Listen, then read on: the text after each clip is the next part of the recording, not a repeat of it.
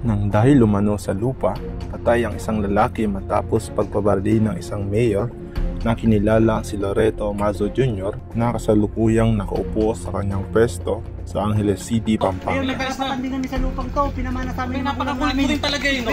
Tingnan mo kung gumaganyan kakagad. Ayon sa investigasyon ng pulisya, nagkaroon ng pagtatalo ang dalawang panig tungkol sa nasabing lupain na nauwi sa pamamaril at nagdulot ng agarang pagkamatay ng biktima. Saan ba yung sinasabi mong lupa na pinano nila? Yeah, ito lupa natin. Yan ba yan? Ay, nag-iisip kami kung paano gagawin natin dito, kung ano tatayo natin dito, mapuno eh. Kaya nga eh. Nalinisan na ba ito? Wala pang, hindi pa linagyan ng bakod? Hindi pa kuya. Bakit naman?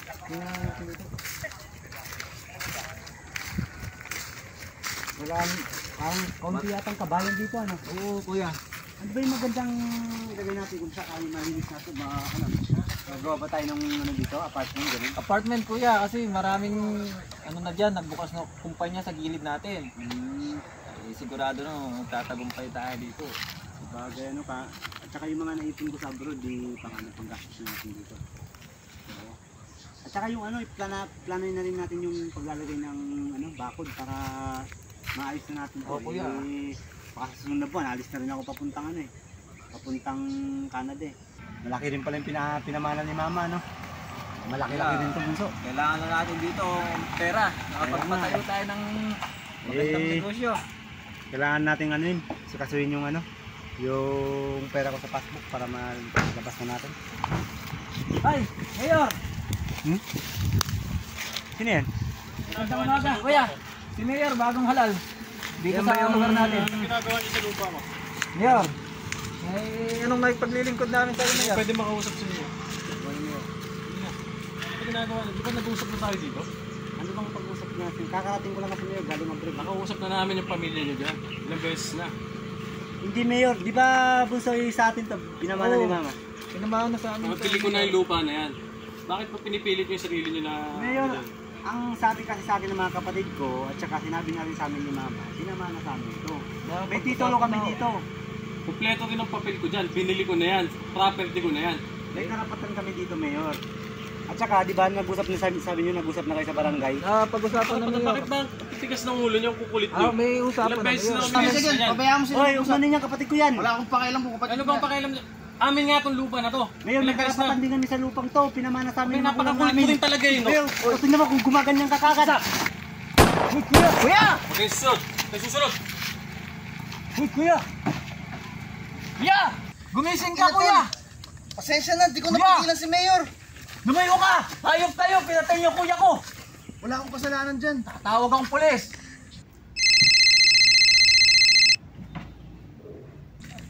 Hello? Hello po, good morning. Police Station 5. Ano pong may paglilingkod namin? Sir, anong pong nangyari? Pwede po bang malaman kung saan yung lugar ng pinangyarihan?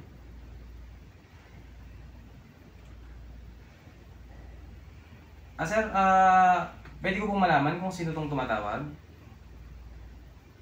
Okay sir, maraming salamat po. Re-respond din na po kaagad kami.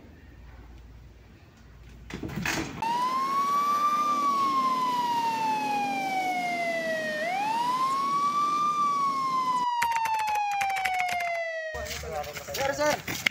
Saan yung insidente? Sir, dun sir. Tara, samahan mo kami! Tara!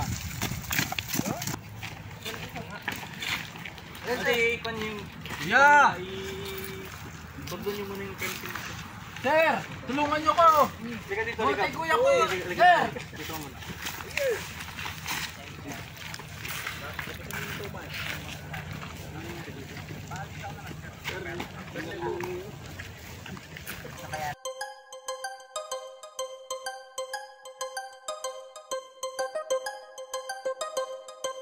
Tumawag sa amin kanina. Oo sir, ako tumawag sa inyo sir. Anong pangalan mo?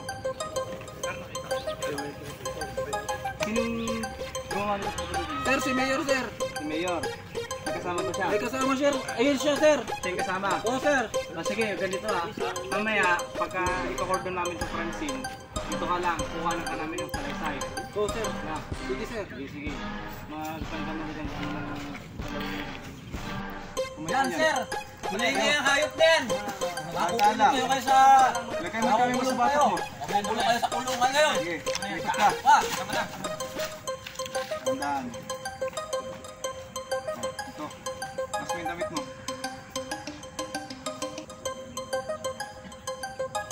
Sige, baba mo na. Nagagalaw ha.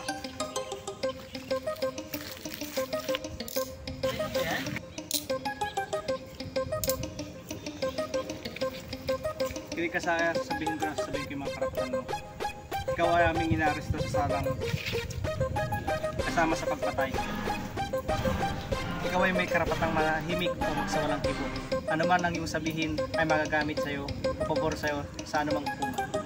Ikaw rin ay may karapatang kumuha ng iyong takapagtanggol o iyong abogado. Kung wala kang kakayahan, ito ay pagkakalob sa'yo ng gobyerno. Naiintindihan mo bang iyong mga karapatan? Itabi mo muna siya tapos tatawag na tayo ng soko para mapakita sa tribes.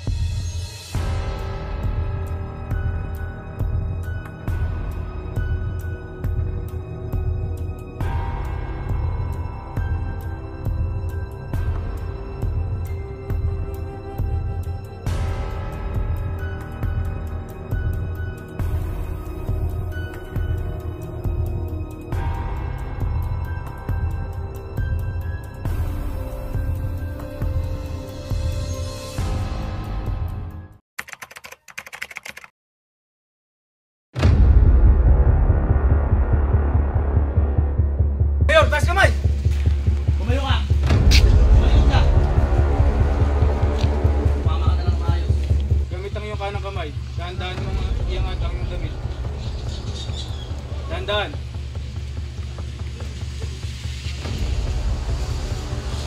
Yun. Dahan-dahan ka kumikot. Dahan-dahan. Sige, ikot. Tigil. Yun. Dahan-dahan ka tumigil sa pader.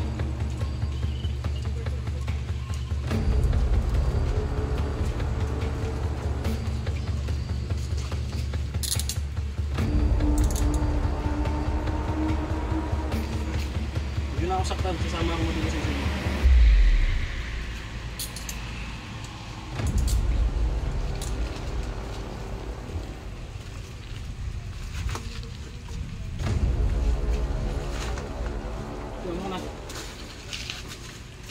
Mayor, ikaw ay inuhuli namin sa salang pagpatay kay Romelo Piña. Ikaw ay may karapatang manahimik o magsawalang kibo. Ano man ang iyong sabihin ay maaaring gamitin laban o pabor sa iyo. Ikaw ay may karapatan din kumuha ng sarili mong abogado. At kung ikaw ay walang kakayahan, ang gobyerno ang magkakalob sa iyo. Naunawaan mo ba ang iyong karapatan? Oo.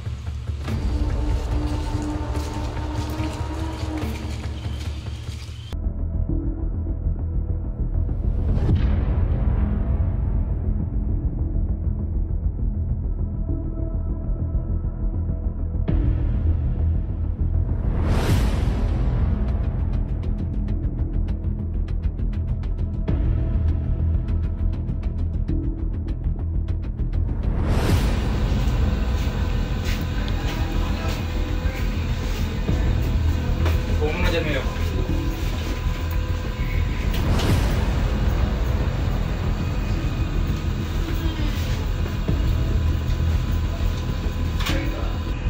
Mayor, naririnig ko ba ako, Mayor? Ulitin ko lang yung karapatan mo kanina na sinabi nung inaresto ka, yung Miranda rights mo. Meron bang karapatan na tumahimik o magsawalang kibo? Ano Ano man yung sabihin, pwedeng gamitin sa'yo sa anumang hukuman.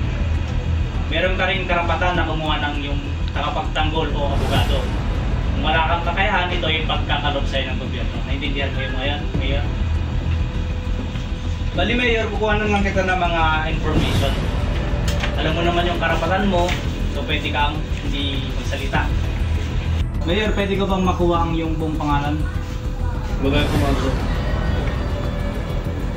Ilang taong gulang ka na, Mayor? 39.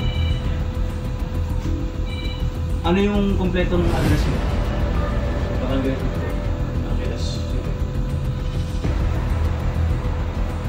First, pwede pakitawag yung witness natin.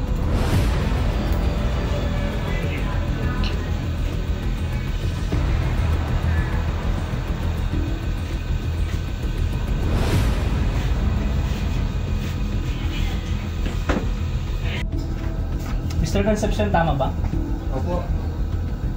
Base sa statement na binigay mo nung nagkakandak kami ng investigation about sa pagpatay sa sinasabi mong kuya mo, namukhaan mo ba o maaari mo bang ituro kung sino yung gumawa dun sa kuya mo? Opo, ayot na yan. Chip, ilabas mo muna yung ating witness. Alam mo naman ba?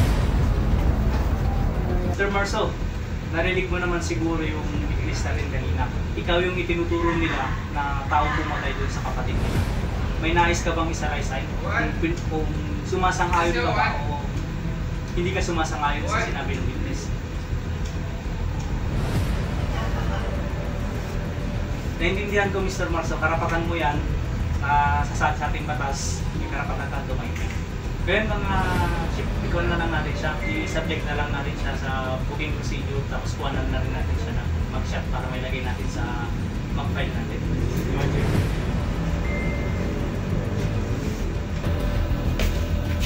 Ano niyo po? Ano niyo po? Para masukong